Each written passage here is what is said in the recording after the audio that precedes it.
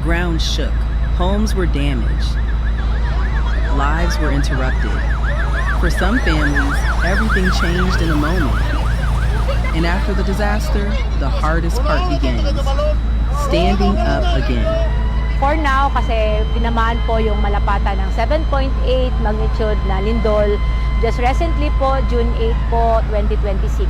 So, ang malaki po yung damages sa amin dito sa Malapatan. Merong mga tulay, meron pong mga bahay, mostly mga bahay po yung nasisira. Almost 60% po ng mga bahay, totally damaged po siya. Kaya kami po sa Malapatan, humihingi ng tulong.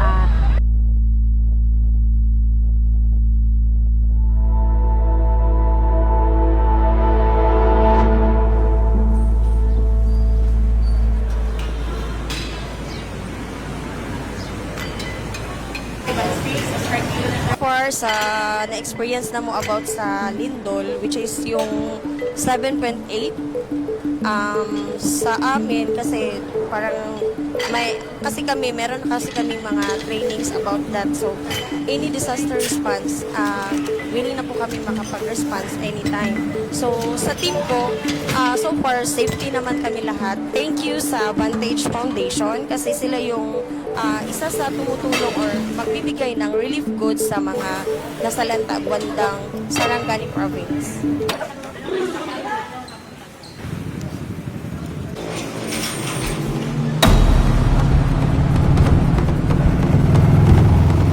From planning to procurement, from coordination to distribution, every step had to be clear, fast, and responsible.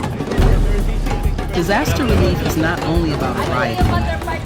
It is about showing up prepared, working with the right people, and making sure support reaches those who need it most.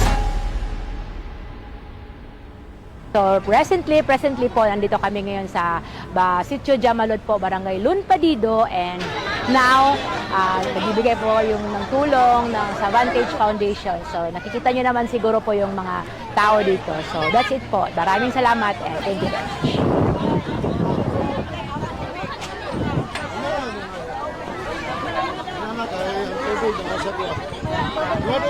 Thank you sa mga grasya ng aking salamat sa mga panalangin na inyong i-share sa mga tagatong kasi ng mga madam sir. Salamat sa inyong kaayo, sa inyong kasigatan.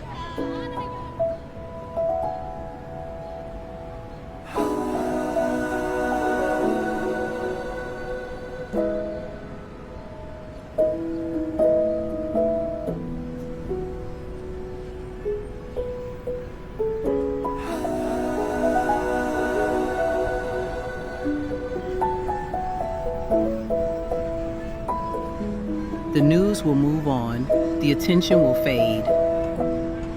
But recovery takes longer than a headline. And when people are rebuilding, there must still be someone willing to stand beside them. The impact will fade from the news, but our support will not.